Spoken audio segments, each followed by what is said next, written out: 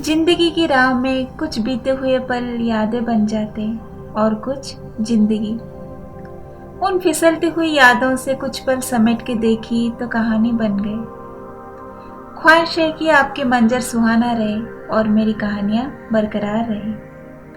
Hello दोस्तों, मैं हूं आपकी कहानीकार लता। उड़ीसा में रहती हूं। काम है आप लोगों को खुद से रूबरू कराना। चले दोस्तों, आज की कहानी की ओर बढ़ते हैं। आज की कहानी है एक बुरा सपना। उस दिन ऑफिस से थक हार के आके बैठ गई सोफे पे। घड़ी देखी तो रात के 8 बज गए थे। अनिकेत मुझसे हमेशा से ही ऑफिस से पहले आ जाते थे। मैंने किचन को झांक के देखी तो आटा गूंद रहे थे, सब्जी भी काट लिए थे। वो हमेशा से ऐसे ही है। मेरे हर काम में हाथ बटाना उनकी पुरानी आदत है। हमारा एक बेटा भी है जो इन दिनों हॉस्टल में रह के पढ़ाई करता है। मेरे बचपन से एक ख्वाहिश थी कि मैं एक आर्मी से शादी करूं, पर प्यार हो गया मुझसे अनिकेत से, मेरे अन्नी से। प्यार से मैं इसी नाम से बुलाती हूँ इन्हें। पति तो आर्मी वाला नहीं बन पाए तो सोचा बेटे को ही क्यों ना बना दूं। इसलिए वो पिछले 1 साल से आर्मी स्कूल में पढ़ाई करता है। हमारी शादी को पूरे 14 साल पूरे हो चुके हैं। अन्नी और मैं जॉब करते हैं। अन्नी लाओ, मैं भी थोड़ा हाथ बटा दूं, खाना जल्दी पक जाएगा। अरे तुम तो रहने ही दो, नहीं तो आज भी रोटी जला हुआ ही खाना पड़ेगा। सच्ची तो कहा था उन्होंने। इन 14 सालों में एक चीज नहीं सीख पाई, तो वो है रोटी गोल गोल बेलना और उन्हें सेकना। अरे तुम कमरे की लाइट्स क्यों बंद कर देते हो? मुझे अंधेरा बिल्कुल पसंद नहीं, तुम जानते हो ना, मैंने कहा। पर जान, जिस कमरे में कोई काम नहीं उन कमरों को लाइट्स को तो बख्श दो, अन्नी ने कहा। नहीं, बिल्कुल नहीं। हम जब सोने जाएंगे तब लाइट्स बंद होगा, अभी नहीं। रात के 9:30 बज रहे थे। अन्नी और मैं खाने के टेबल पे थे। सामने टीवी चल रही थी। अन्नी, आज गोभी की सब्जी अच्छा बना है, मैंने कहा। बाथरूम में पानी की बूंद ठप ठप के गिर रहे थे। जान, तुम ही गई थी ना वॉशरूम नल बंद नहीं की? यार तुम इतना क्यों टोकते हो मुझे हर बात पे? ये क्यों वो क्यों नहीं, अब जाने भी दो ना प्लीज। अन्नी ने एक नजर मेरी ओर देखी, फिर टीवी को, और चुपचाप खाना खाने लगी। रात में खा पी के सोते सोते 11 बज गए। दिन भर के थकान की वजह से मुझे जल्दी नींद आ गई। सुबह उठी तो देखी अनिकेत और मैं एक रेगिस्तान में थे। था तो मेरा ही शहर, पर चारों ओर रेत और खाली रेत ही थी। बहुत गर्मी पड़ी थी। घड़ी देखी तो सुबह के 6 बज रहे थे।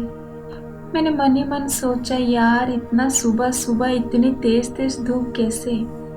मन में हजारों सवाल लिए हुए अनिकेत को उठाई और उनसे सब बात बताने लगी तो वो भी घबरा गए। हम दोनों ने छत के ऊपर गए तो वहां का नजारा तो इससे भी डरावना था। जितनी दूर दूर तक आंखें जाती थी उतनी दूर दूर तक सिर्फ खाली मकान और रेत ही दिख रहे थे। एक पेड़ भी नहीं दिख रहा था कहीं पे। मेरे आंगन का वो रात की रानी का पेड़ सूख गई थी। मेरे बगीचे की आम की पेड़, कटहल का पेड़ सब सूख के लकड़ी बन चुके थे। मेरे घर के पास के रास्ते के ऊपर की वो बरगद का पेड़, जो न जाने कितने सालों से वहां पे खड़ा था, उसकी तो मानो नामो निशान ही नहीं था।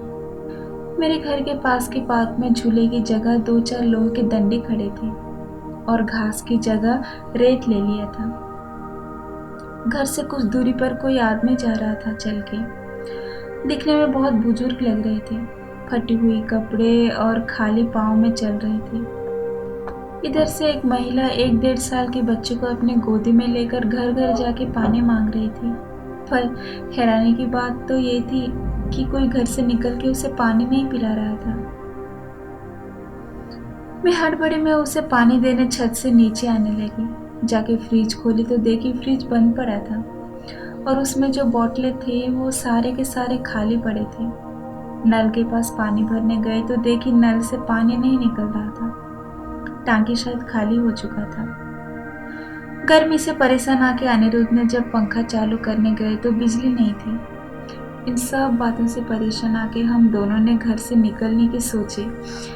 इसीलिए गाड़ी निकालने के लिए गाड़ी के पास गए तो उसकी हालत इससे भी बदतर थी। गाड़ी में पेट्रोल खाली थी। गाड़ी की हालत देखने से मालूम पड़ता था कि पेट्रोल किसने चोरी कर ली रात को। घर से 100 कदम की दूरी पर पेट्रोल स्टेशन था, तो हम पैदल जाने की कोशिश की।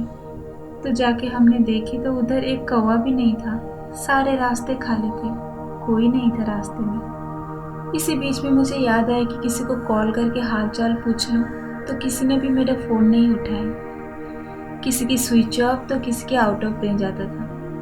तो मैं यूट्यूब लगा दी ये देखने के लिए ये सब चल क्या रहा है दुनिया में। तो उसमें मैंने जो देखी वो बहुत हैरत अंगेज कर देने वाली बात थी।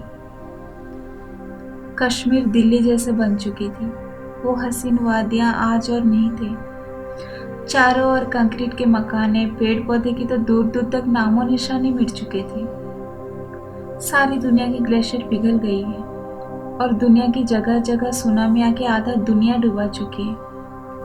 भारत के इंडिया गेट, लाल किला, चार मीनार सब टूट के धराशायी हो चुके हैं। हमारे ताजमहल टूटी फूटी एक खंडर बन चुके जिसमें जहरीले सांप बिच्छू घूम रहे थे। दुनिया में ईंधन खत्म हो चुकी थी, इसलिए ट्रेन, बस, हवाई जहाज सब बंद पड़े थे।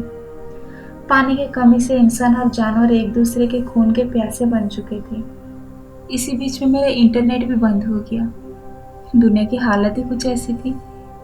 मैंने एक गहरी सांस ली और अनिरुद्ध के और आंसू भर निगाहों से देख ही रही थी कि पीछे से कोई आवाज लगाए कि सुमन उठो जल्दी, 7 बज गए।